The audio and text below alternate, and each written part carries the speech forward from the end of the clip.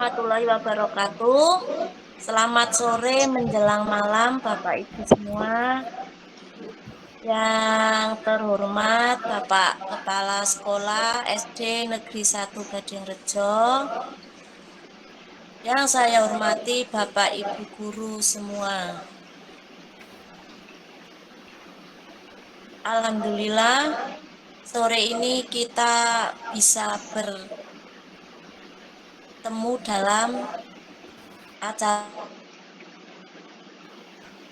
dalam rangka presentasi dari Ibu Amin Khairul Musliana MPD. Di sini Ibu Amin Khairul Musliana MPD akan menjelaskan tentang diseminasi pemahaman dan pengalaman penerapan budaya positif. Kepada Ibu Amin Khairul Musliana MPD dipersilahkan.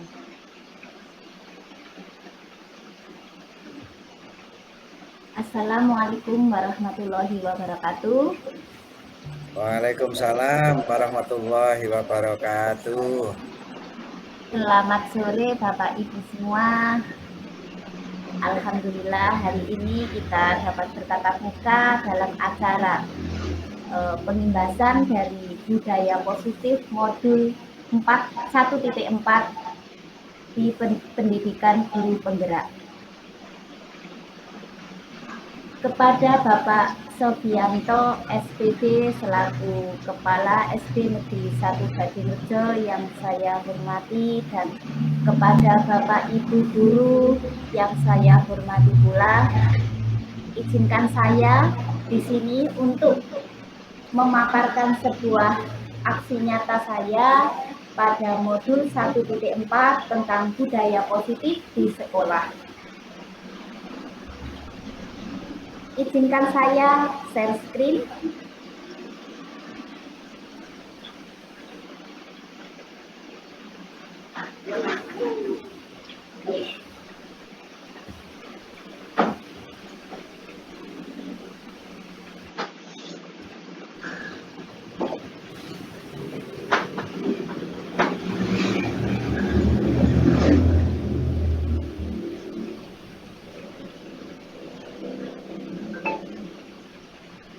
Selamat datang para Bapak Ibu guru hebat. Mari kita belajar bersama, berkolaborasi dan saling mendukung demi mewujudkan disiplin positif di sekolah kita tercinta ini. Selanjutnya kita langsung saja membahas tentang konsep utama modul budaya positif. Dari konsep utama modul budaya positif ini, kita akan ulas satu persatu, yaitu tentang paradigma belajar, yang kedua adalah disiplin positif, yang selanjutnya kebutuhan dasar manusia, motivasi perilaku manusia, posisi kontrol restitusi, keyakinan kelas, dan segitiga restitusi. Mungkin Bapak Ibu sudah banyak belajar sebelumnya daripada saya tentang budaya positif ini. Kita saling sharing, saling berkolaborasi bersama. Di sini saya bukan untuk menggurui, tapi di sini kita saling sharing, dan kebetulan saya ini ada tugas tentang pembahasan tentang budaya positif yang harus disampaikan kepada Bapak Ibu guru semua. Mari kita belajar. Saya bukannya merasa mempunyai ilmu yang banyak, tetapi di sini saya mengajak bersama Bapak Ibu untuk saling berdiskusi dan belajar bersama demi kemajuan murid kita. Selanjutnya kita akan membahas tentang pembelajaran dengan paradigma baru. Paradigma pembelajaran ini dirancang berdasarkan prinsip pembelajaran yang berdiferensiasi, sehingga setiap siswa belajar menurut perkembangannya sesuai dengan profil pelajar Pancasila. Nah, mungkin sebelumnya kita pernah mengetahui tentang pembelajaran secara klasikal. Klasikal dalam arti kita di sini jarang untuk melihat perbedaan dari siswa. Kita samaratakan semua siswa dari siswa yang kurang dalam berpikir dan siswa yang dibilang mempunyai kelebihan khusus dan lain sebagainya. Dari pembelajaran paradigma baru ini, apakah siswa itu sudah masuk ke implementasi kurikulum merdeka, yaitu pembelajaran itu harus berdiferensiasi. Jadi kita itu harus melihat perbedaan keunikan murid kita di dalam kelas untuk mewujudkan profil pelajar Pancasila tentunya. Yang sudah digencar-gencarkan saat ini yaitu apa saja Bapak Ibu? Profil pelajar Pancasila, masih ingat? Beriman, berakhlak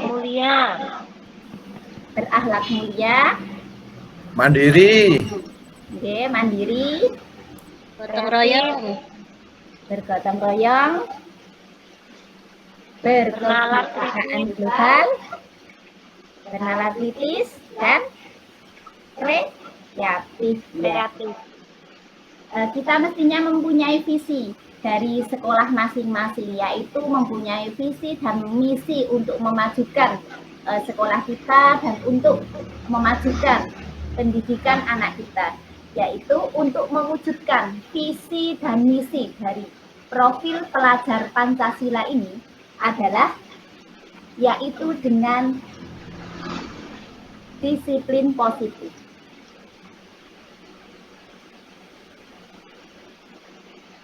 Tentunya Bapak Ibu semua sudah pernah mendengar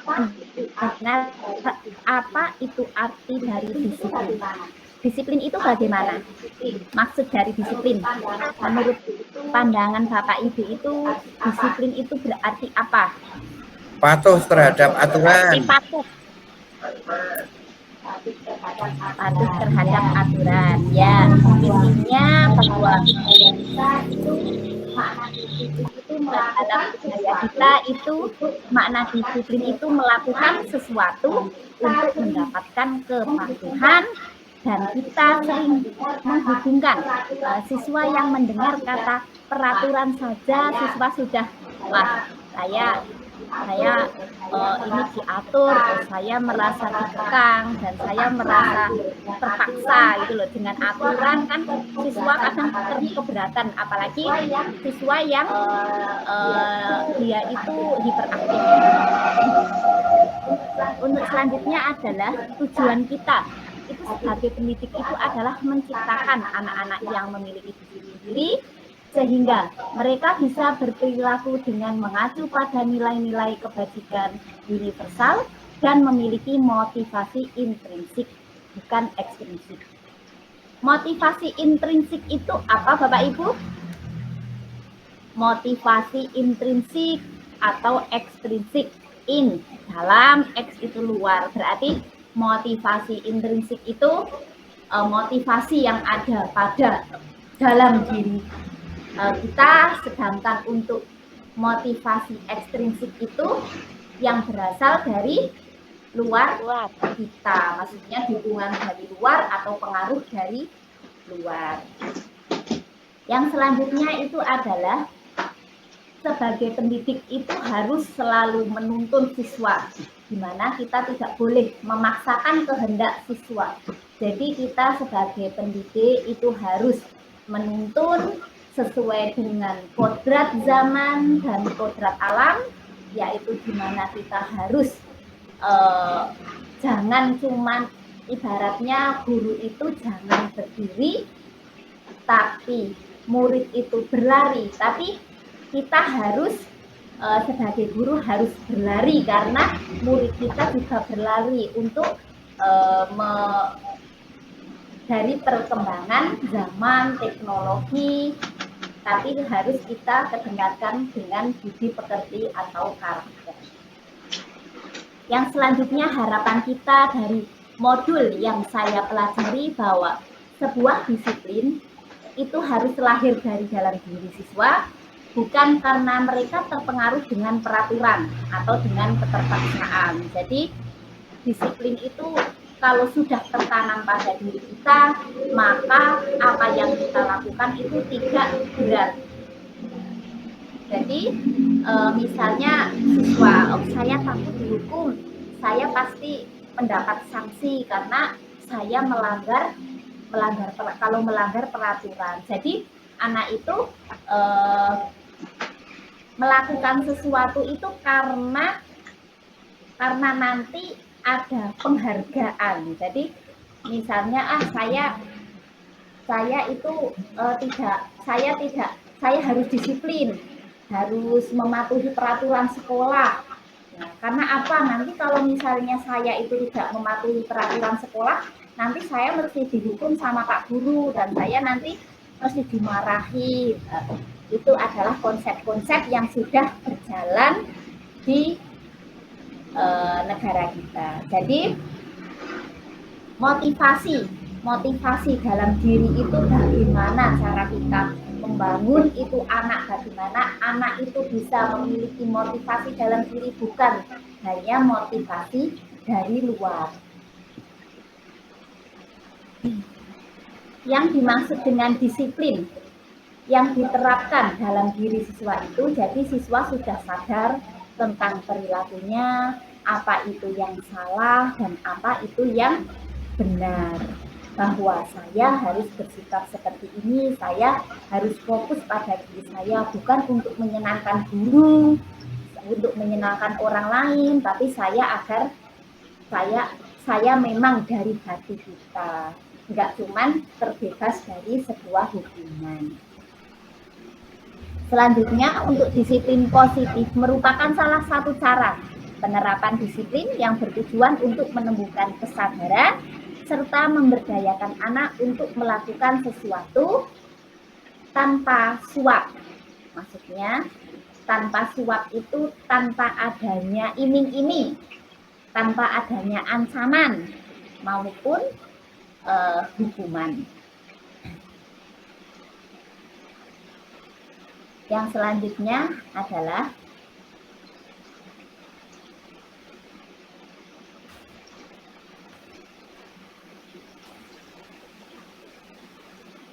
Nah, ini kita baru saja sampaikan tadi mengenai disiplin positif. Tentunya sudah tahu disiplin positif itu tapi dari dalam diri kita, dan dalam menerapkan disiplin positif tentunya kita harus melakukan sesuatu agar tentunya bisa memiliki kebutuhan dasar. Kebutuhan dasar itu kebutuhan dasar manusia, yaitu bertahan hidup. Yang pertama itu bertahan hidup. Dari kebutuhan fisiologis yang berkaitan dengan fisik, yaitu bertahan hidup ini, kita itu butuh makan, kita butuh minum, kita membutuhkan tempat tinggal. Jadi itu termasuk bertahan hidup. Kalau dalam bahasa Jawa itu ada sandang, papan, pangan. Jadi itu adalah seorang manusia dalam mempertahankan hidupnya itu harus makan, karena kita juga makhluk Allah, kita harus mempunyai sandangan, maksudnya itu kita harus mempunyai baju juga, dan kita juga ibaratnya hidup itu berteduh di bawah rumah, namanya papan. kalau manusia papan.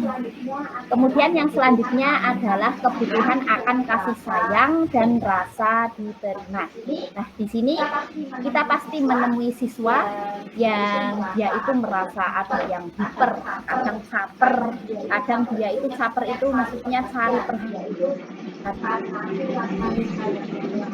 yaitu karena kurang kasih sayangnya orang tua sehingga dia itu overacting, caper. Jadi dia kadang sama gurunya itu pingin kalau dia itu disayang, kadang dia debel-debel gurunya, kadang pingin curhat. Lah kita sebagai guru itu sebaiknya kita adalah sebagai fasilitator untuk siswa. Jadi kita itu tidak siswa itu takut kepada guru, tapi bagaimana siswa itu kepada kita seperti orang tua. Jadi anak menjadi lebih terbuka dengan apa yang ia rasakan, dengan apa yang ia maksudnya kepingin apa, oh Bu saya itu kok rasanya kok sedang sedih seperti ini, karena dia berani curhat, Nah, untuk selanjutnya adalah penguasaan. Kebutuhan akan penguasaan. Di mana kita itu sebagai manusia itu melihat siswa kita itu sering ingin berkuasa di kelas. Misalnya anak itu ingin sekali menang sendiri, seperti itu, bahwa kita bisa melihat bahwa kebutuhan yang ia perlukan adalah kebutuhan penguasaan. Yang selanjutnya adalah kebutuhan kebebasan. Ini dapat diartikan bahwa siswa itu tidak ingin terkekang. Jadi apalagi dengan peraturan-peraturan yang berderet-deret yang rasanya lihat saja sudah muak itulah buat anak-anak kita. Sebenarnya anak yang ingin dengan kebebasan itu dia ingin merdeka. Jadi ibaratnya kita harus bisa menuntun agar anak itu tidak kehilangan. Yang selanjutnya adalah kebutuhan akan kesenangan atau confident. Yang ini pun bersenang-senang. Jadi jiwanya itu ingin senang-senang, eksplor alam. Dia tidak suka dengan formal yang di dalam, yang harus pelajaran, harus duduk dan harus mendengarkan, harus menulis dan harus. Nah, kadang anak ini harus diberi pencerahan dengan kita memanfaatkan alam sekitar, atau kita pembelajaran di luar kelas. Jadi anak itu bisa fresh. Karena kalau anak yang suka dengan kesenangan yang eksplorasi itu, kalau misalnya disuruh mengerjakan tugas, dia itu merasa pusing dan dia itu merasa tertekan karena dia merasa tidak suka. Kalau pembelajaran anak sudah tidak suka, maka ilmu apapun tidak akan masuk. Jadi bagaimana kita itu, guru itu harus bisa memahami murid, karena kita adalah tujuan kita adalah untuk mencerdaskan anak didik kita. Yang selanjutnya adalah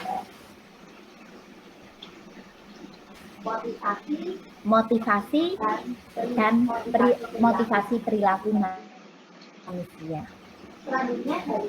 Selanjutnya dari kebutuhan dasar tersebut muncullah sebuah motivasi perilaku manusia, di mana motivasi merupakan dorongan yang timbul pada diri seseorang secara sadar atau tidak sadar untuk melakukan suatu tindakan dengan tujuan.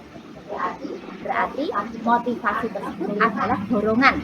Saya melakukan itu, motivasinya bisa saya dari internal atau eksternal. Beberapa motivasi antara lain, yang satu itu menghindari ketidaknyamanan dan lingkungan. Jadi pada diri anak mempunyai banyak motivasi, misalnya ini menghindari ketidaknyamanan dan hubungan. Tadi saya sudah menyinggung di awal tentang adanya motivasi intrinsik dan ekstrinsik. Karena ia takut dihukum, maka dia melakukan sesuatu yang walaupun dia itu melakukannya terpaksa atau mereka cuma ingin penghargaan.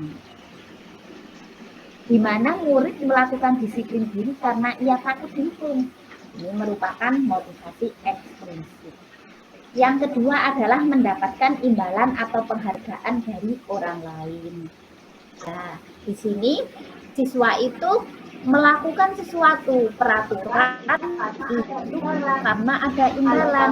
Kalau kamu misalnya kalau kamu menaati peraturan sekolah, kamu selalu pakai atribut lengkap, kamu tidak pernah terlambat, kamu selalu mengerjakan PR, kamu nanti tak beri uang 1.000. Itu adalah seperti contoh dalam mendapatkan imbalan atau penghargaan dari orang lain. Jadi dengan iming-iming seperti itu mindset anak kan kalau tidak diberi uang itu anak tidak mengerjakan suatu aturan. Jadi itu adalah merupakan motivasi ekstrinsik.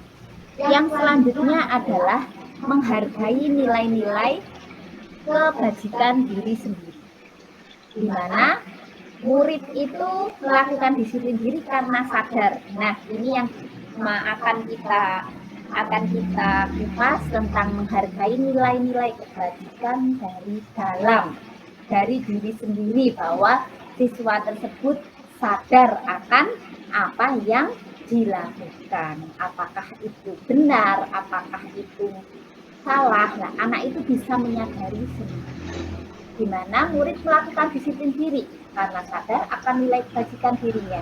Ini merupakan motivasi intrinsik.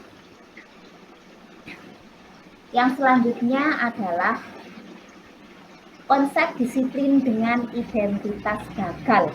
Nah, tentunya masa kok ada konsep disiplin kok dengan identitas gagal? Maksudnya bagaimana ya? Lah, di sini konsep disiplin dengan identitas gagal itu dibagi menjadi dua. Ada hukuman dan ada penghargaan. Di mana siswa yang telah melakukan sesuai peraturan, siswa yang telah melanggar peraturan, di sini ada kalanya dengan hukuman. Nah, di sini kok konsep disiplin dengan identitas gagal. Apakah hukuman penghargaan itu maksudnya gimana? Nah, tentunya kita lihat sebuah hukuman. Tentunya sangat menyakitkan karena hukuman itu pasti kita itu tidak suka. Jadi hukuman itu bersifat terpaksa. Karena kita melakukan kesalahan, lalu kita dihukum, tentunya itu akan merasakan menyakitkan. Dan kemudian selanjutnya setelah menyakitkan nanti tentunya akan timbul rasa ketidaknyamanan. Nah, ketidaknyamanan itu murid menjadi takut. Nah, dari takut tersebut murid kan jadi takut. Takut dengan apa? Yaitu hukuman saya takut karena nanti kalau saya itu tidak memenuhi peraturan, saya nanti hukum nanti putar lapangan 10 kali, atau saya hormat di tiang bendera 10 kali. Kadang tujuan kita itu betul untuk mendisiplinkan, tapi itu adalah memaksakan murid dan menyebabkan murid itu menyembunyikan kesalahan. Jadi siswa tidak jujur, kadang mereka itu tidak mengakui apa yang dilakukan dia. Karena apa? Kalau mengakui nanti bapak ibu itu pasti menghukum saya. Nah, mendingan saya tidak mengakui lah daripada saya nanti dihukum. Nah, dari pikiran anak biasanya kan berpikir seperti itu, karena itu takut jadi dia menyembunyikan apa yang dia lakukan, yaitu kesalahan yang dia lakukan. Nah, kemudian dari itu murid menjadi rendah diri. Nah, murid menjadi minder dan murid menjadi pendiam. Kadang seperti itu. Yang selanjutnya adalah penghargaan. Penghargaan itu kadangkala itu membawa dampak yang positif dan kadang juga membawakan dampak negatif. Nah, kita lihat di sini, kita juga pernah mengalami misalnya anak itu kita bermaksud untuk mendisiplinkan siswa. Dengan siswa yang disiplin, kita berikan reward atau penghargaan. Siswa yang tidak disiplin tentunya kan tidak mendapatkan reward. Lah dari itu biasanya itu tidak efektif. Tidak efektifnya begini. Jadi murid melakukan sesuatu itu karena mendapatkan penghargaan. Nah, ia tidak akan melakukan hal itu lagi kalau ia tidak dikasih penghargaan. Jadi ia hanya melakukan itu karena diiming-imingi dengan penghargaan. Lah di mana yang selanjutnya penghargaan itu dapat merusak hubungan atau sifat iri. Nah, dari situ kita menumbuhkan, kita menjadikan anak itu dosa besar karena itu anak mempunyai sifat iri. Pernah ada contohnya, ada siswa yang di kelas diberi hadiah karena saya juga pernah mengalami dan siswa lain itu tidak dapat.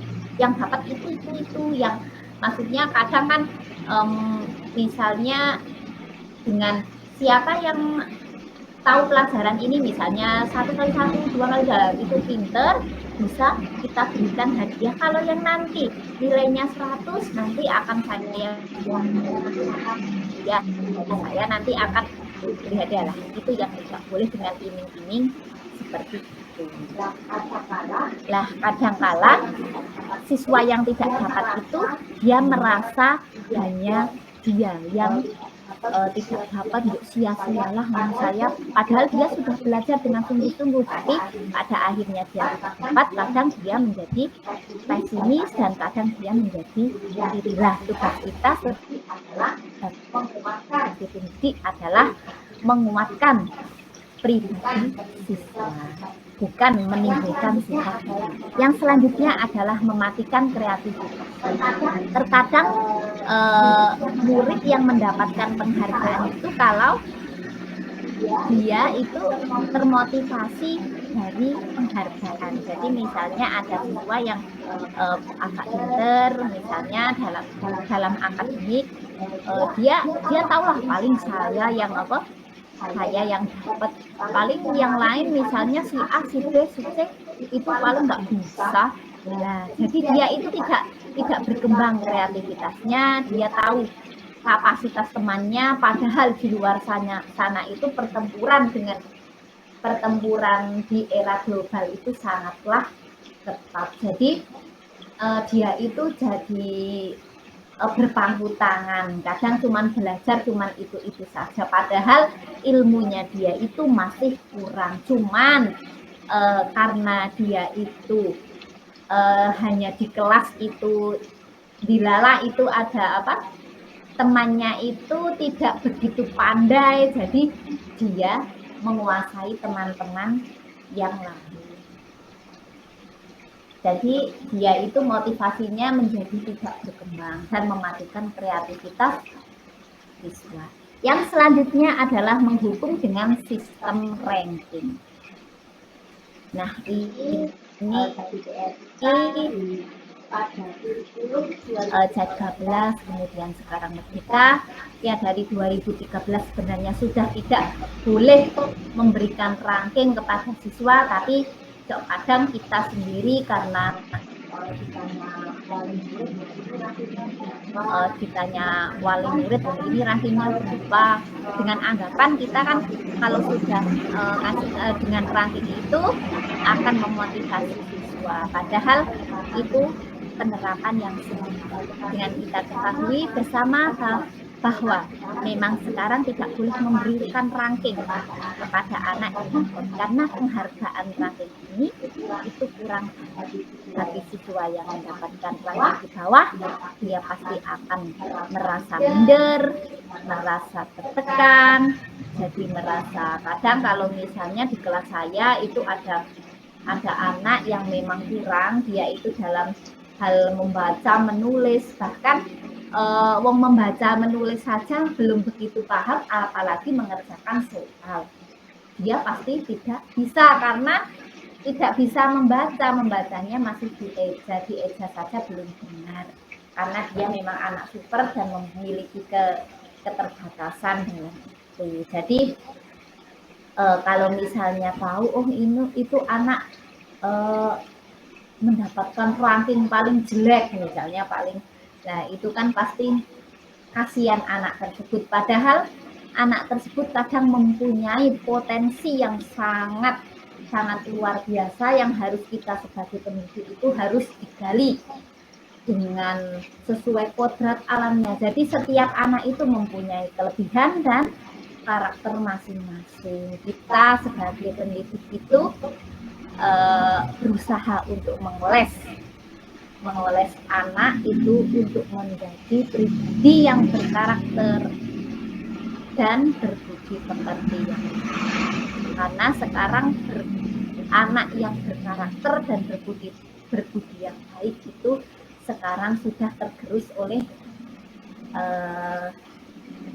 zaman. Jadi kita sebagai guru harus selalu mengingatkan, karena anak itu adalah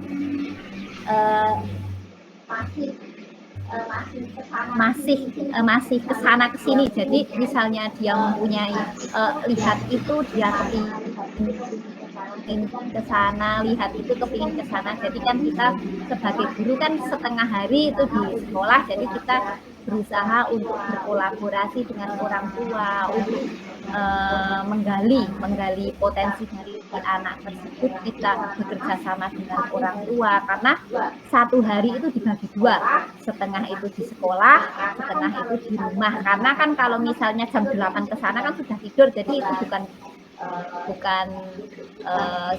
untuk kita memetakan, karena kadang kan misalnya jam 7 sudah sampai jam 12 itu sudah sampai. Paling anak itu jam 1 sampai jam 8 kan sudah tidur, yang 2 jam kadang dia ngaji. Jadi kalau kita itu tidak berkolaborasi dengan orang tua, bagaimana anak itu berkembang? Tugas kita kan pendidik itu mendidik, menuntun. Nah, menuntun itu kita tidak boleh menuntut. Nah, di sini PR kita yang saya alami sendiri. Kadang saya kadang pas sendiri, oh saya itu kayaknya kok kurang ya dalam ini pasti kan refleksi diri. Saya kok kadang menuntut kehendak saya sendiri. Jadi mungkin anak itu pengen ini, dia kan kalau sama gurunya tidak berani, kemudian saya memaksakan kehendak, itu namanya menuntut. Nah, di sini kita sebagai pendidik, kita berusaha untuk jangan menuntut, tapi menuntun anak dengan pembelajaran berdiferensiasi. Jadi setiap anak itu kan mempunyai karakter masing-masing. Dia kadang penangkapan dalam berpikir dia melalui auditori, melalui visual, melalui kinestetik. Nah, di situ anak itu mempunyai karakter dan cara menyerapnya sendiri-sendiri. Jadi kita tidak bisa memaksakan. Misalnya anak yang contoh di kelas dia ada seorang anak yang memang dia hiperaktif, yaitu kalau misalnya dia itu dengan auditori itu nggak bisa, dengan cuman pendengaran, cuman mendengar, dia tidak bisa menyerap. Tapi kalau dia dengan kinestetik pasti dia menyerap, atau melalui video, kadang melihat dari gerak-geraknya yang misalnya tentang bunga sempurna lah. Bunga sempurna, kalau kita di kelas, bunga sempurna adalah bunga yang itu mereka pusing. Nah, jadi kita bagi menjadi anak itu bermacam-macam karakter. Jadi ada yang sukanya mencari sekalian, ini contoh bunga sempurna lah, dia bisa mengamati, oh bunga sempurna itu ada bentuknya, ada ini lah. Itu baru anak itu, kita itu jangan langsung bunga sempurna adalah ngasih tahu.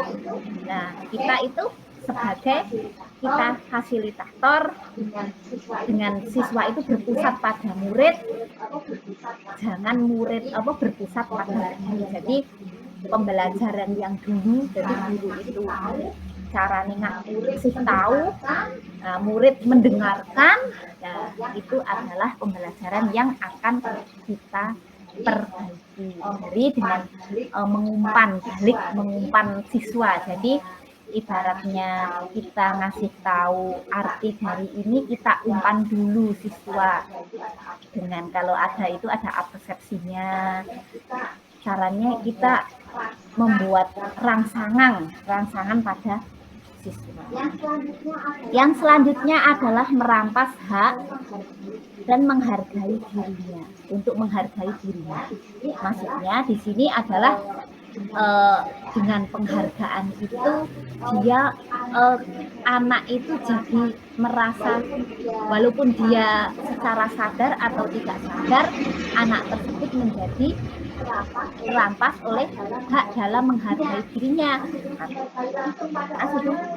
Dihargai langsung pada orang lain dengan langsung misalnya biji 100, kita kasih permen lah, langsung dia itu padahal saya 100 itu susah payahnya kita hargai dengan yang lain. Jangan berarti kalau misalnya nilai 100 berarti dihagi permen ya gitu. Jadi anak kan mindsetnya kalau tidak dikasih tidak. Jadi penghargaan itu adalah seperti orang main. Jadi ibaratnya melatih anak itu untuk tangan di bawah. Jadi kan penghargaan mengandai-andai sesuatu yang diberikan orang lain. Nah, jadi kan melatih anak didik kita itu untuk menjadi tangan yang di bawah, bukan untuk yang tangan di atas untuk memberi. Jadi kita seharusnya melatih siswa itu jangan menjadi tangan di bawah, tapi tangan di atas.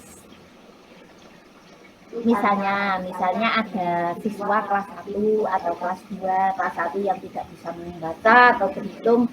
Nah, di situ nanti di rumah saja misalnya sebagai orang tua, nanti kalau misalnya kamu sekarang sudah bisa membaca satu kata, kemudian naik lagi menjadi satu kalimat, wah kamu pinter lah. Cuman proses seperti itu dulu yang dikasihkan kepada anak. Jadi belum waktunya dia itu dikasih penghargaan seperti orang menerima ribet dalam pekerjaan.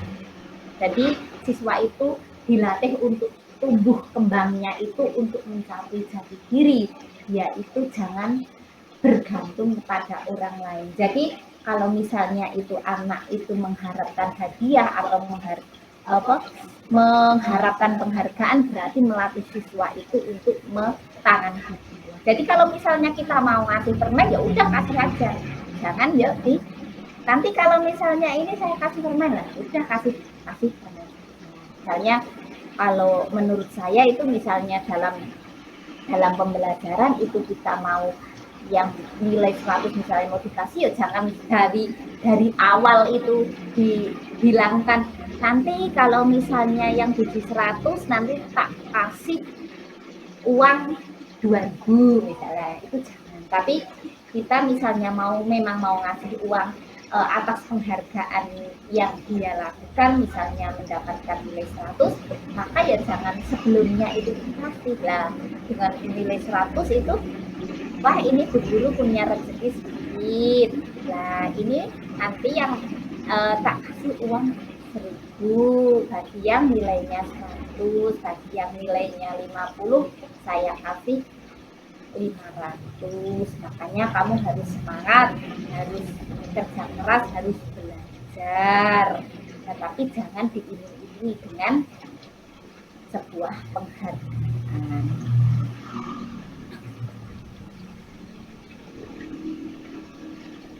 Yang selanjutnya adalah konsep disiplin dengan identitas sukses. Nah, di sini ada tadi konsep disiplin dengan identitas sukses dan ada konsep disiplin dengan identitas gagal. Nah, di sini kita akan mempelajari tentang bagaimana penerapan disiplin akan meraih kesuksesan kesuksesan pada diri anak. Jadi di sini ada konsekuensi, yaitu dengan penguatan jangka pendek.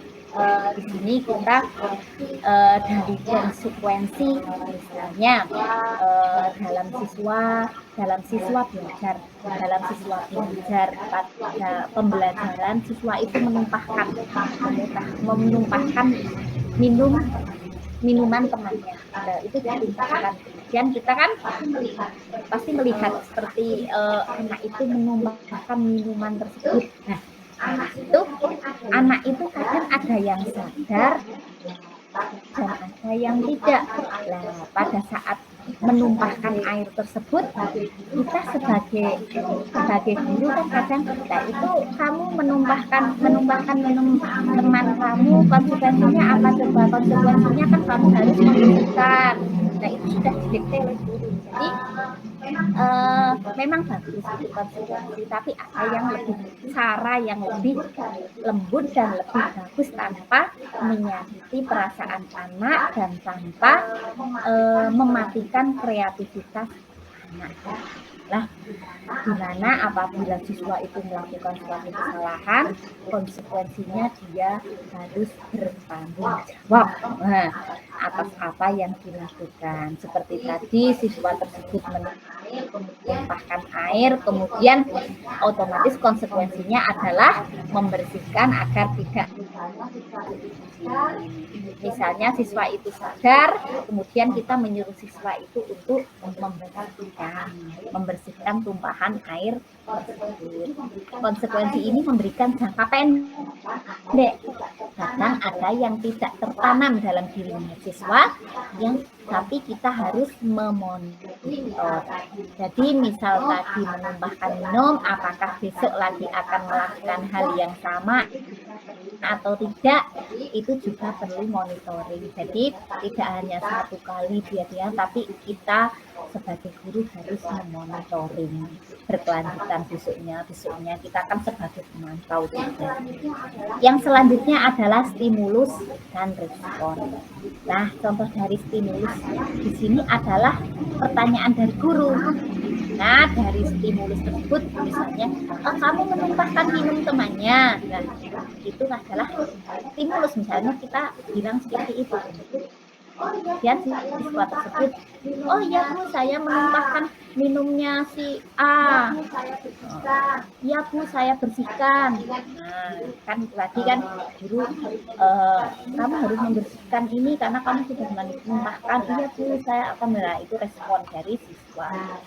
Nah, yang selanjutnya adalah murid menghormati peraturan dari guru dan kita harus bertanggung. Yang selanjutnya adalah kehilangan waktu untuk merenungi kesalahan. Nah, dari sini anak itu kehilangan waktu untuk berpikir, berimajinasi, berkreativitas, karena di sini dia langsung disuruh membersihkan, padahal anak itu kadang berpikirnya beda. Kita tidak bisa memaksakan kehendak anak. Misalnya dia berpikirnya, saya mau minta maaf dulu, padahal malah langsung disuruh membersihkan. Saya kan mau meminta maaf dulu, atau saya kan mau mengganti minumannya itu, kemudian mau membersihkan. Jadi itu adalah tahap berpikir. Yang selanjutnya adalah restitusi. Restitusi ini adalah konsep disiplin identitas sukses yang paling baik yang harus kita terapkan di sekolah, yaitu dalam budaya pendidikan. Ini sebenarnya saya baru saja mendengar apa itu restitusi. Sebelum saya itu mengikuti pendidikan ini, saya belum pernah dengar apa itu restitusi. Taunya ya penghargaan, hukuman, konsekuensi. Nah, di sini saya tidak pernah dengar restitusi. restitusi adalah hal yang baru bagi saya. Mungkin Bapak Ibu ada yang sudah pernah mendengar atau membaca tentang restitusi, tapi saya ini baru mendapatkan sesuatu ilmu tentang restitusi itu baru. Jadi saya merasa, oh kok saya itu rasanya saya ini merasa bersalah gitu loh. Oh saya ternyata itu membuat siswa menjadi mati kreativitasnya apa? Karena sebuah teori pasti sudah dibuktikan ke absahannya. Nggak mungkin sebuah teori semerta-merta cuman sebuah teori dan itu tidak benar. Nah kalau di sini kan sekolah desa ini bukan seperti itu, tapi kita ambil sisi positifnya. Bagaimana cara kita untuk menggali potensi anak agar anak itu memang merdeka dalam belajar. Ini sebenarnya saya itu agak dalam tentang restitusi itu baru saja saya menerapkan. Jadi saya baru belajar untuk menerapkan restitusi. Di mana itu restitusi adalah merupakan konsep disiplin dengan identitas sukses yang tingkatannya itu di atas dari konsekuensi. Nah, restitusi ini melatih siswa untuk merespon, untuk merangsang siswa agar berpikir, jadi tidak semerta-merta berpusat pada guru, tapi berpusat pada siswa. Dimana dengan berpusat pada siswa kita menjadi siswa itu merdeka. Jadi kita tidak memvonis anak itu harus gini. Nah, di sini kita latih anak itu menjadi tanggung jawab atas perilakunya. Misalnya dalam kesalahan kita itu merangsang siswa, jangan langsung kamu salah, kamu ini, kamu tidak boleh ini. Yang tidak boleh kan siapa? Karena dia juga punya pikiran. Karena kadang ada ya suatu pertanyaan itu pada saat saya pada sesi kolaborasi itu ada pertanyaan.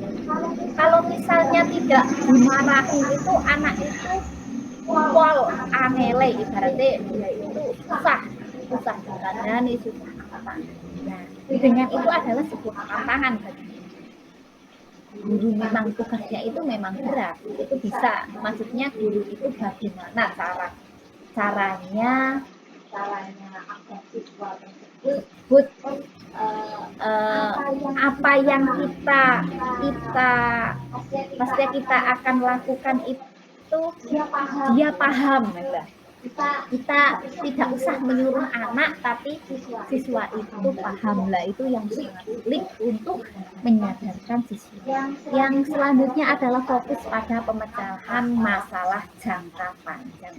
Yang tadi konsekuensi itu adalah jangka pendek, sedangkan untuk restitusi itu untuk jangka panjang. Yang selanjutnya adalah murid menghormati dirinya dan orang lain. Dan dari kesalahan yang dia lakukan, karena dia sadar mempunyai motivasi intrinsik atau motivasi dari dalam, jadi murid tersebut dia sama saja menghormati dirinya karena dia tidak melakukan hal yang di luar. Yang selanjutnya adalah teori kontrol atau dirinya memegang kontrol. Di sini teori kontrol itu hampir sama dengan stimulus respon. Nah, yang bedanya konsekuensi stimulusnya itu dengan guru, tapi kalau restitusi itu teori kontrolnya adalah dirinya. Jadi yang mengontrol itu dirinya sendiri, bukan. Yang selanjutnya adalah murid bersemangat memperbaiki kesalahan. Lah dari apa yang dia lakukan, yang dia kok merasa bersalah, ya untuk bersemangat untuk memperbaiki kesalahannya karena dia apa mempunyai keyakinan sendiri. Yang selanjutnya Yang selanjutnya adalah konsep disiplin pendekatan restitusi, yaitu sebuah cara menanamkan disiplin positif pada hidup. Yang di sini ada pengertian restitusi. Menurut dosen, itu restitusi adalah proses menciptakan kondisi murid untuk memperbaiki kesalahan mereka sehingga mereka bisa kembali pada kelompok mereka dengan karakter yang lebih. Ciri-ciri restitusi adalah yang pertama itu bukan menebus kesalahan namun belajar dari kesalahan. Jadi misalnya kita melakukan kesalahan itu tidak untuk menebus kesalahan. Saya pernah melakukan kesalahan ini, jadi saya tebus dengan perbuatan yang lebih baik. Tapi kita belajar dari kesalahan tersebut bagaimana kita untuk memperbaiki. Yang selanjutnya adalah memperbaiki. Di sini dari yang saya katakan dan pas, jadi terbaik hubungan antara saya yang melakukan kesalahan ini di sisi positif pendekatan restitusi akan mengalami sadar dan melakukan perbuatan salah orang yang bisa kita ya di sisi selanjutnya adalah tawaran bukan tadi kita adalah dan yang pertama kita itu tidak memaksakan kehendak sesuai mana dari sebuah yang dilanggar sebuah pelanggaran yang ini sebetulnya. Jadi itu bukan sebuah paksaan, kadang kita membuat kesepakatan kelas. Yang kedua, yang selanjutnya, yang keempat adalah menuntun untuk melihat ke dalam. Jadi dengan restitusi tersebut kita dituntun untuk melihat ke dalam karakter ini, olah rasa, olah pikir. Nah, yang selanjutnya adalah mencari kebutuhan dasar yang mendasari tindakan. Dari mencari kebutuhan dasar yang mendasari tindakan itu maksudnya tentunya anak itu melakukan sebuah kesalahan pasti ada alasannya. Kenapa kok anak tersebut melakukan kesalahan? Nah, di sini kan pasti ada alasannya. Misalnya, saya itu memuntahkan air itu karena saya itu tidak sengaja, saya lewat kemudian tas saya kecantel itu tumpah. Nah, itu kan ada lagi, saya memang sengaja karena dia nakal. Nah, itu kan arti. Yang selanjutnya ada lagi, orang dia itu nakal jadinya saya tumpahkan sekali ya. Nah, itu sudah. Jadi kita harus menggali, jangan langsung semua itu disamaratakan, tapi kita lihat di sisi mana. Yang selanjutnya adalah fokus pada karakter dan tindakan. Di mana kita harus fokus pada karakter. Apa yang diyakini siswa tersebut, bukan tindakannya, karena tindakan tersebut nanti biasanya mempunyai banyak maksud dari sebuah tindakan. Jadi kalau kita bentuk karakter siswa tersebut, maka tindakannya nanti akan mengikuti. Yang selanjutnya adalah menguatkan dan fokus pada solusi. Nah, di sini kita sebagai guru itu adalah menguatkan siswa. Misalnya dia walaupun dia salah, kita harus bisa menguatkan dan fokus pada solusi. Misalnya dari siswa itu terlambat, nah kita harus menguatkan. Nah, tidak apa-apa tadi terlambat, tapi besok jangan ulangi lagi. Kamu masih ingat nggak apa kesepakatan dan keyakinan kelas yang kita buat? Dan nanti kan menjawab sendiri anak tersebut, oh iya saya menulis saya tidak akan terlambat. Itu adalah sebuah kamu yang menulis ya. Kamu harus meyakini apa yang kamu tulis. Kamu harus komitmen. Kalau kamu misalnya tidak melakukan hal itu, kamu tidak usah menulis lah. Jadi kita menyadarkan siswa itu dengan apa yang siswa. Yang selanjutnya adalah perbedaan. Apa itu maksud perbedaan? Nah, di sini contoh kasus siswa sering tidak mengerjakan PR. Nah, di sini sering sekali itu contoh kasus yang sudah umum. Siswa sering tidak mengerjakan PR dengan alasan A. Nah, dari situ ada penerapan tentang hukuman. Dan dimana dengan siswa tidak mengerjakan PR, guru menghukum siswa tersebut hormat tiang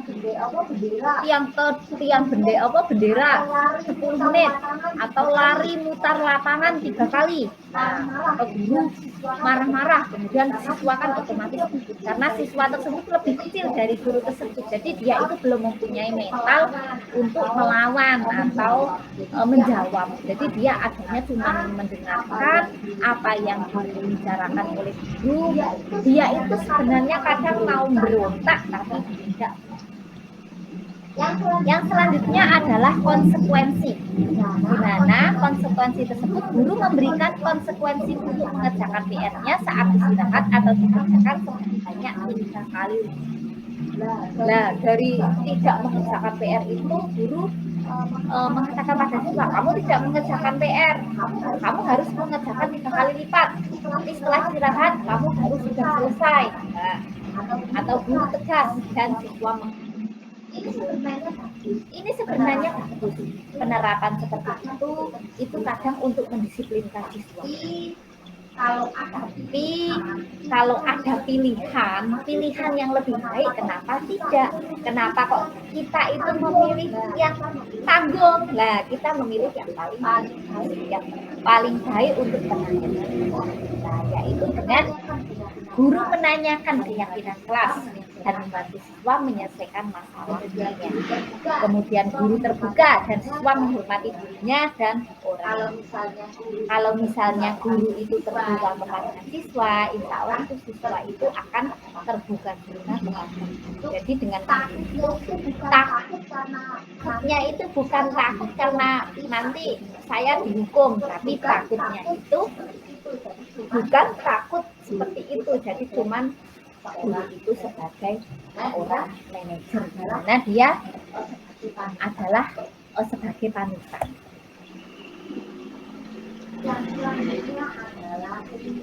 Yang selanjutnya adalah 5 posisi kontrol. 5 posisi kontrol pada diri kita sebagai guru, yaitu yang pertama adalah penghukum, yang kedua membuat rasa bersalah, yang selanjutnya adalah menjadi seorang teman, yang keempat adalah pemantau, kemudian yang terakhir adalah menjadi seorang.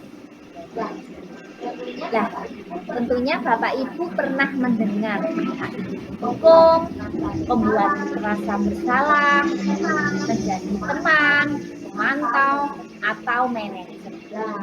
Nah, di sini menurut Bapak Ibu posisi kontrol apa yang dilakukan Bapak Ibu semua? Apakah sebagai penghukum? Apakah sebagai pembuat rasa bersalah?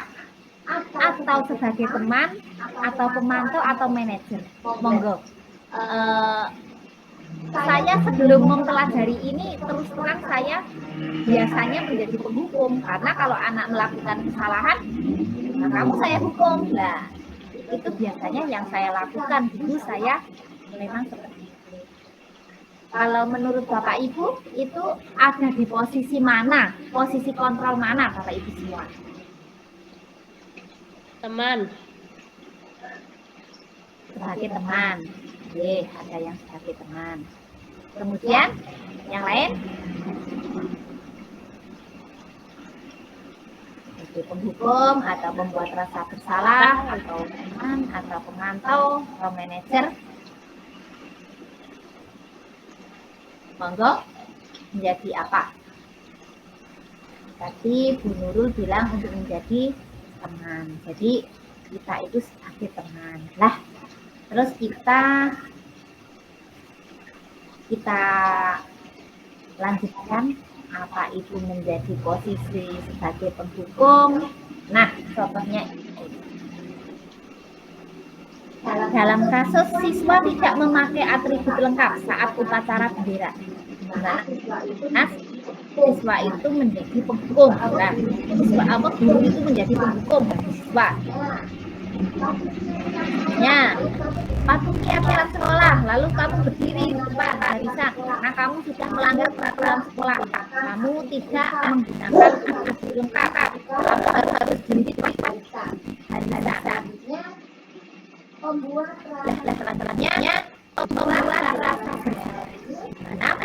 rasa bersalah ini halnya kita berapa kali harus memberitahu kamu, guru sangat kecewa sama kamu.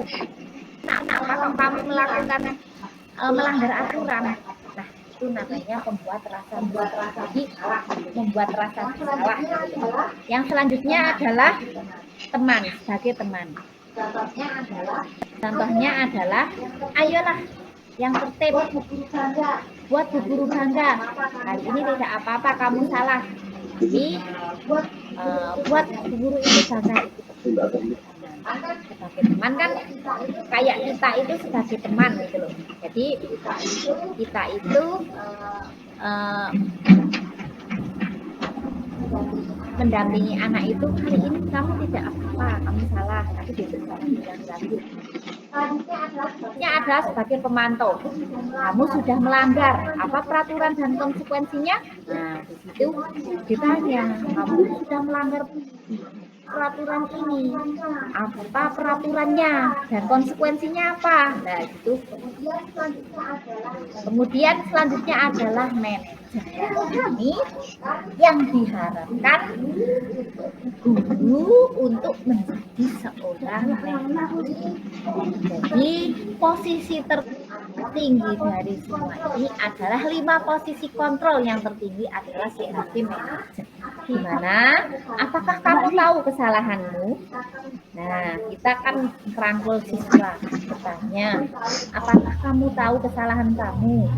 Kira-kira bagaimana kamu akan memperbaiki kesalahan?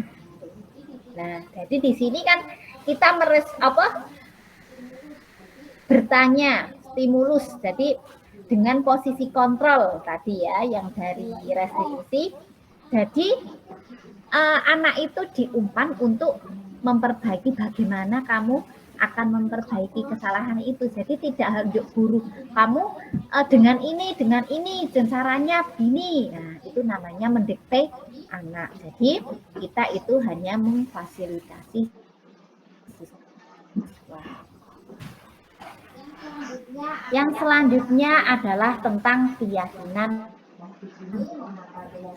Nah, di sini mengapa keyakinan kelas kok tidak peraturan kelas saja? Mengapa tidak memiliki peraturan tentang penggunaan helm pada saat mengendarai kendaraan roda 2? Nah, lagi mengapa kita memiliki peraturan tentang penggunaan masker dan mencuci tangan setiap saat? Nah, di sini mengapa kok kita memiliki peraturan tentang penggunaan helm pada saat mengendarai kendaraan roda 2? Itu adalah untuk apa? Kalau kita itu menggunakan helm pada saat perjalanan itu untuk keselamatan. Jadi itu untuk agar kita itu terhindar dari kecelakaan. Misalnya ada kecelakaan, kita mengalami kecelakaan karena kita memakai helm, jadi kita terlindungi.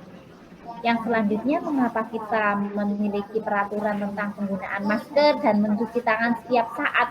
Karena sekarang itu pandemi, jadi di situ ada aturan tentang penggunaan masker dan mencuci tangan. Untuk apa?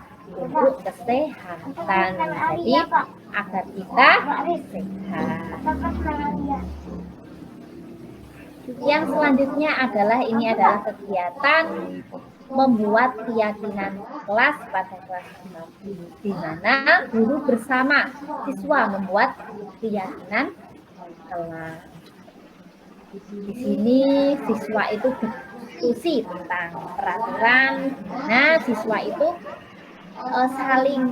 saling mengungkapkan apa yang akan ia yakini akan ditulis. Nah, dari sini kita merumuskan peraturan menjadi sebuah keyakinan. Jadi sebuah peraturan itu kita kumpulkan, kita rundingkan, kita diskusi, kemudian dari siswa tersebut merumuskan peraturan menjadi sebuah keyakinan yang harus kita yakini bersama, jadi tanpa ada paksaan.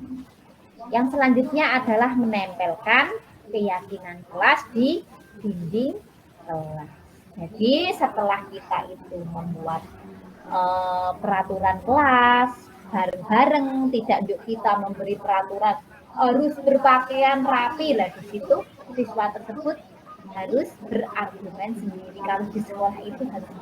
Nah, jadi dia melatih anak itu untuk. Yang selanjutnya itu menempelkan keyakinan kelas. Jadi setelah dibuat oleh semua siswa, kemudian siswa bertanda tangan pada saat dia, berarti ibaratnya kalau sudah bertanda tangan, ibaratnya itu sudah sah, gitu loh. Jadi itu sudah diyakini semua kelas, jadi dia sepakat. Yang selanjutnya adalah tahapan segitiga restitusi. Dari tahapan segitiga restitusi ini ada 3, yaitu menstabilkan identitas, yang selanjutnya validasi tindakan yang salah, kemudian yang ketiga adalah menanyakan keyakinan. Dari menstabilkan identitas itu kita mengajak bicara kepada murid, jangan kita menyalahkan murid. Dari sebuah kesalahan kita ajak duduk bareng, kita tanya, ngobrol dengan halus, dengan perlahan-perlahan agar anak tersebut mau. Kalau misalnya langsung ditanya, oh, ini salah, ini lah, langsung anak tersebut pasti akan down dan dia juga akan menyembunyikan kesalahan yang belum. Yang selanjutnya adalah validasi tindakan yang salah. Di sini adalah memvalidasi tindakan yang salah. Jadi siswa tersebut dengan kesalahan tersebut, siswa itu menjadi paham. Oh, saya ini salah ternyata. Nah, itu memvalidasi. Misalnya guru tahu nggak apa yang melakukan apa ini apa salah ya itu dia kita buat banyak saya salah saya ya tidak mengatakan kamu atau buatan kamu itu buatan saya sebagai seorang murid, jadi harus bersih. Yang selanjutnya adalah menanyakan keyakinan. Nah, setelah kita stabilkan identitas, kemudian validasi tindakan yang salah, kemudian kita menanyakan keyakinan. Yaitu misalnya, kamu tahu nggak apa yang kamu lakukan itu salah atau benar? Itu salah. Nah, kamu masih ingat nggak keyakinan kelas yang kamu buat? Nah, nanti iya saya masih ingat sekarang keyakinan. Nah, kenapa kok kemarin melakukan itu? Karena saya lupa. Lah, apa alasannya itu? Jadi biarkan dia berimajinasi, berkreasi untuk menjadi murid yang benar. Yang selanjutnya ada sebuah contoh skenario kasus, di mana pada saat ulangan harian mata pelajaran IPA, karena di kelas 4 adalah kurikulum merdeka, jadi ada mata pelajaran. Ananda Intan melihat jawaban atau mencetak pekerjaan Ananda Putri. Sebagai seorang guru harus bisa menyelesaikan atau mencari solusi atas permasalahan tersebut dengan baik dengan menggunakan tahapan restitusi. Ini adalah sebuah contoh di mana ada siswa yang sedang mengerjakan sebuah tugas.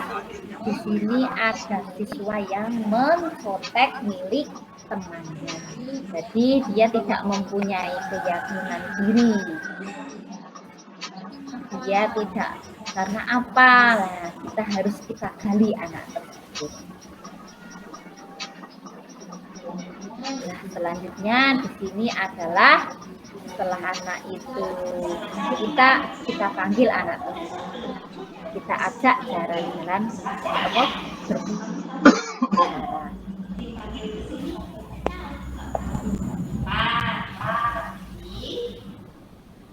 Intan pada saat ulangan kita mencontek ya. Intan lagi mencontek milik siapa? Milik Putri. Iya. Kalau mencontek itu perbuatan yang baik atau buruk? Perbuatan buruk. Kenapa? Perbuatan sudah tahu perbuatan buruk, tapi kenapa kok masih mencontek? Nggak tahu jawabannya, kemudian kita mencontek itu. Nah, kemudian selanjutnya di sini ada menstabilkan imunitas. Di mana di sini guru mengatakan bahwa setiap manusia mempunyai kesalahan masing-masing kesalahannya. Tapi di sini guru akan memberikan solusi atas apa yang kamu lakukan hari ini. Kamu masih ingat nggak keyakinan kelas kita yang dibuat pada saat kamu naik ke kelas 4? Pada saat kelas 3 kan naik ke kelas 4, kita semua kelas 4 membuat kesepakatan kelas itu diyakini. Ayo, masih ingat nggak? Apa? Jujur dalam bertindak. Jujur dalam bertindak. Intan pinter, Intan sudah jujur karena Intan sudah jujur dalam tindakan Intan. Intan sudah pinter, sudah jujur mengakui kesalahan sendiri. Tapi ada yang tidak berani. Apa itu? Mencontek. Kenapa kok Intan mencontek ya? Kenapa? Nah, selanjutnya adalah memvalidasi tindakan yang salah. Berarti Intan itu tadi malam tidak belajar karena kecapean ya. Iya, bermainnya paruh waktu. Intan berarti nggak ingat waktu tuh ya. Nah, sekarang Intan kan sudah tahu apa yang dilakukan itu salah ya. Berarti Intan harus memperbaiki.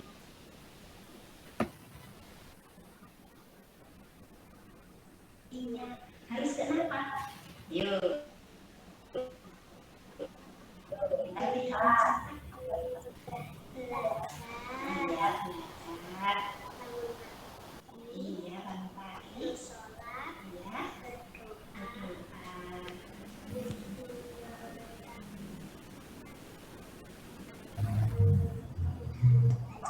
Iya. Terus berarti Intan harus belajar ya. Ini guru berusaha untuk mengingatkan anak tentang keyakinan kelas yang mereka buat. Belajar nanti sudah belajar, kamu mengerjakan semampu kamu. Kemudian apa? Kamu harus tidak lupa, harus berdoa kepada Allah agar dimudahkan segala urusan kita di dunia dan segala urusan kita, kegiatan kita di sekolah. Ya? Nah, itu adalah contoh ilustrasi dari penerapan segitiga restitusi. Oh, Intan mendapatkan nilai yang bagus. Belajar semampu kamu dan nanti kamu menjadi orang yang berguna. Apapun itu hasilnya, kamu harus berusaha. Tetap semangat. Jadi kamu harus berusaha. Ya, kamu harus jujur dan harus belajar. Bersama kan belajar.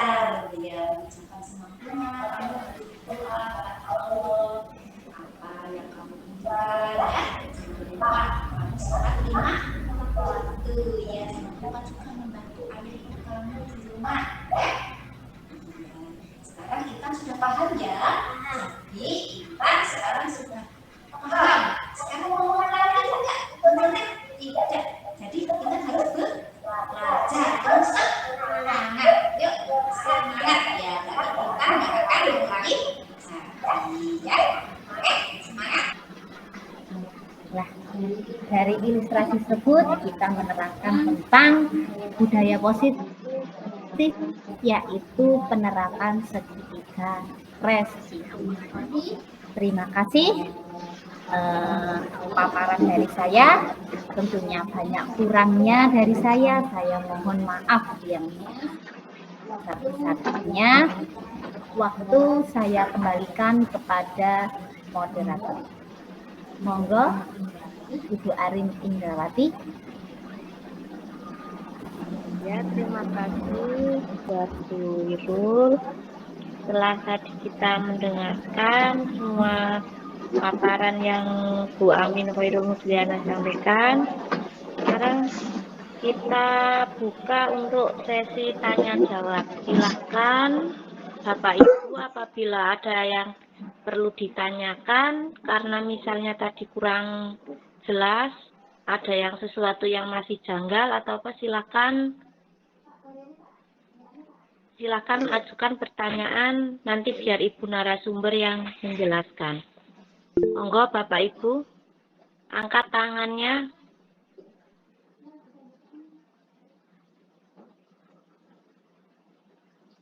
Oh, silakan, itu ada Bapak Kepala Sekolah kita, Bu Irul.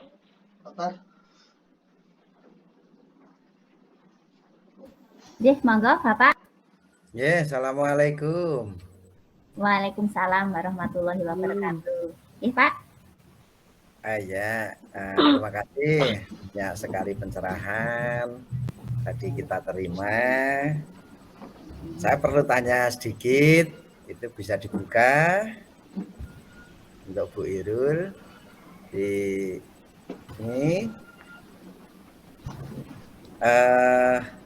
Yang akan saya tanyakan, bagaimana untuk membudayakan karakteristik budaya di sekolah. Seperti tadi paparan yang sudah dijelaskan, apa yang dimaksud dengan karakteristik budaya di sekolah, karena kami masih ngambang tentang itu. Terima kasih. Berarti nggih, Pak. Cukup atau masih?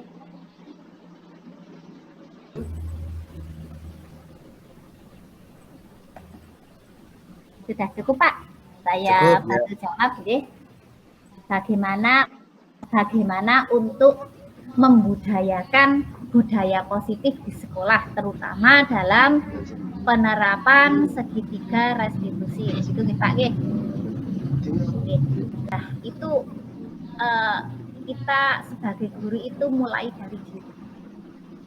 Di sini saya bukannya untuk menggurui, tapi kita sharing bersama bagaimana kita saling melengkapi apa kekurangan dan kelebihan kita. Jadi kita sharing bersama, nggih. Jadi membudayakan budaya positif di sekolah itu adalah dari mulai diri kita sebagai guru, sebagai pendidik. Kita harus introduksi. Jadi kita sebagai guru itu, saya sendiri, contohnya saya sebelum tahu tentang penerapan segitiga restitusi tersebut, saya merasa, oh, apa yang saya lakukan itu sudah benar, itu sudah paling benar, karena itu adalah cara menangani anak ini dengan cara ini, itu saya itu rasanya kok itu sudah benar, tapi ternyata saya sudah banyak salahnya. Apa itu salahnya? Karena saya itu menjadi penghukum dan melatih siswa itu untuk tidak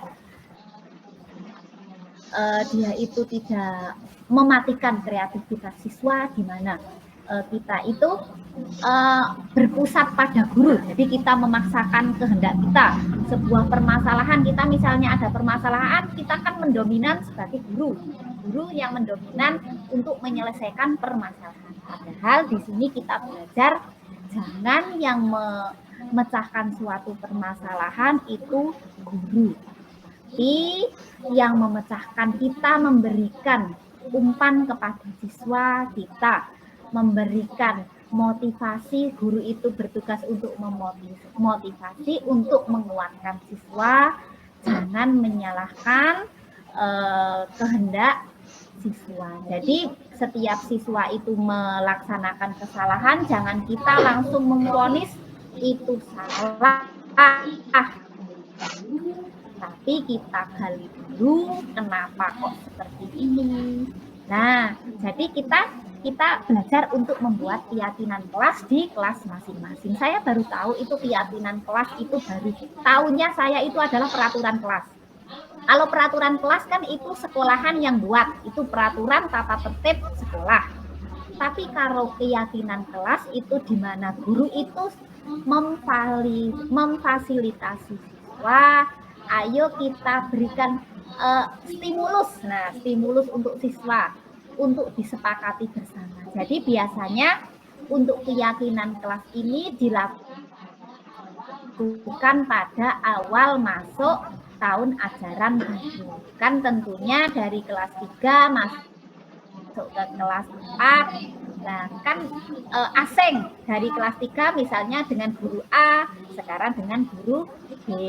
Nah, kita sebelum kita memulai pelajaran, kita buat keyakinan kelas kita.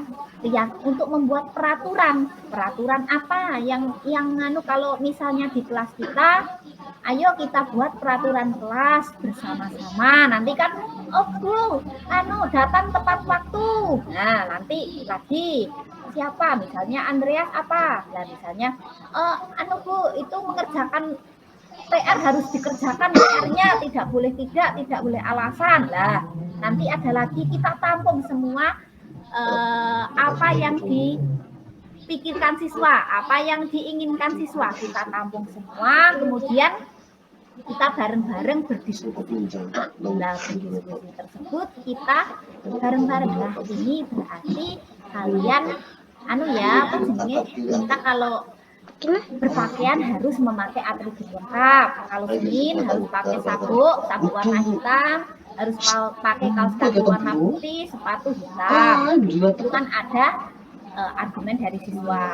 Nah, menurut kalian seperti itu bagus enggak? Itu sesuai dengan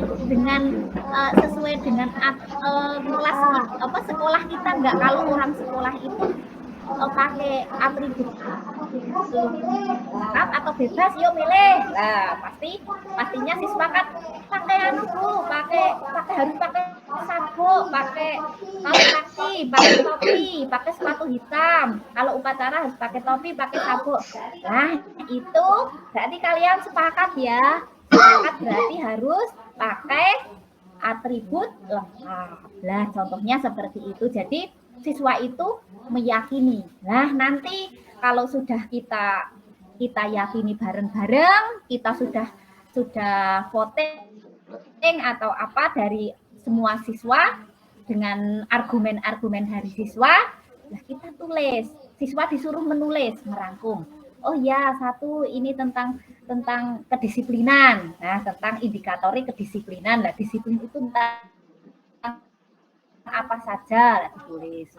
Nah, dari situ kalau siswa itu sudah menyepakati, ditulis, kemudian jadikan keyakinan kelas, siswa misalnya disuruh tanda tangan atau apa, itu konsekuensi kamu yang karena kamu sudah yang membuat, jadi kamu harus melaksanakan. Itu kamu yang buat atau Bu Guru yang buat? Kami yang buat, Bu. Lah, berarti sudah mengajak siswa untuk berpikir, mengajak siswa untuk meyakini apa yang dia lakukan. Mungkin itu Pak, apakah ada pertanyaan lagi? Ya, terima kasih. Mungkin menambahkan itu dari budaya positif itu tidak lepas dari kerjasama dengan wali murid. Nah, jadi kita di sekolah kan tidak lepas dari wali murid, karena ekosistem kita adalah warga sekolah, itu termasuk siswa, itu wali murid, komite. Nah, dari situ kita juga harus paling enggak kita dekat dengan wali murid, kita berkolaborasi dengan wali murid, paling enggak kita membuat buku penghubung untuk kemajuan siswa. Saya mulai belajar, belum saya terapkan semuanya, tapi saya sudah mulai belajar untuk membuat budaya positif di kelas saya, yaitu dengan buku penghubung. Jadi di sini kita sharing kepada guru, kepada wali murid, apa keluhan dari wali murid tersebut, kenapa kita kan pastinya kan kadang tidak begitu memahami karakter dari siswa, yang tahu persis itu orang tua yang biasanya di rumah. Jadi kita harus berkolaborasi dengan wali murid, karena sebuah karakter atau budaya positif atau budi pekerti itu paling utama itu adalah dari orang tua. Jadi kita harus berkolaborasi dengan orang tua, harus bagaimana caranya kita membangun siswa agar dia itu sukses lahir dan batin. Jadi ibaratnya dia itu memperoleh kesuksesan itu enggak cuman di pekerjaan atau kaya atau apa, tapi dia mempunyai budi pekerti dan karakter yang baik, karena itu adalah budaya positif. Seperti di pendidikan di Jepang. Pendidikan Jepang saya pernah membaca itu dalam sebuah artikel, di sana dia menerapkan sebuah budaya positif. Dia itu menerapkan disiplin, dia membudayakan antri, dalam pembelajaran juga dia itu mengenalkan dengan alam sekitar. Jadi dia berpusat pada tidak harus saklek dengan buku, tapi kita juga mengangkat budaya lokal. Misalnya cara menyeberang di jalan harus bagaimana, itu kalau pendidikan di Jepang itu dikenalkan langsung, anak dibawa di perjalanan dengan menyeberang itu bagaimana, kita ketemu dengan orang yang lebih tua, kita menganggukkan kepala kita atau mengucapkan permisi. Kita angkat budaya lokal yang di sekitar kita dulu, mulai dari sekitar kita dulu. Misalnya kita ajarkan anak itu berdisiplin, kita itu untuk percaya diri, untuk tidak membuli teman yang lain, kita memberikan penghargaan dengan tepuk tangan kepada siswa yang sudah melakukan misalnya aksinya dalam kelas, itu mungkin cukup dengan itu. Terima kasih Pak Soki, monggo misalnya ada pertanyaan lain atau Bapak Ibu guru yang lain, mungkin ada yang kurang jelas, misalnya saya itu belum paham, kita saling berkolaborasi, belajar bareng-bareng. Ya, terima kasih Bu Irul. Ini waktunya sudah hampir 2 jam ya, 1,5 jam lebih. Pertanyaan saya tadi mungkin dari teman-teman kurang bisa menerima karena terlalu lebar ya dalam segi jawaban, tapi kalau boleh saya simpulkan dari Ibu Irul tadi, itu adalah suatu perilaku yang dimiliki kemudian diimplementasikan kepada peserta didik atau siswa sebagai acuan kegiatan yang dilakukan. Sesimpel itu, tapi tadi banyak dijelaskan. Terima kasih, banyak wawasannya, dan semoga sukses selalu. Terima kasih. Silahkan, mungkin ada yang lain.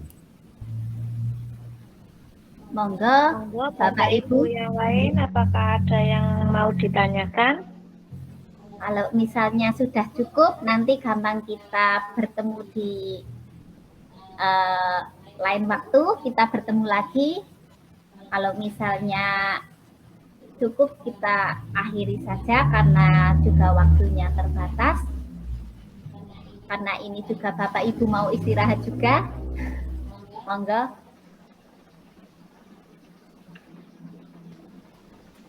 Ya, kiranya tidak ada yang ditanyakan lagi. Alhamdulillah acara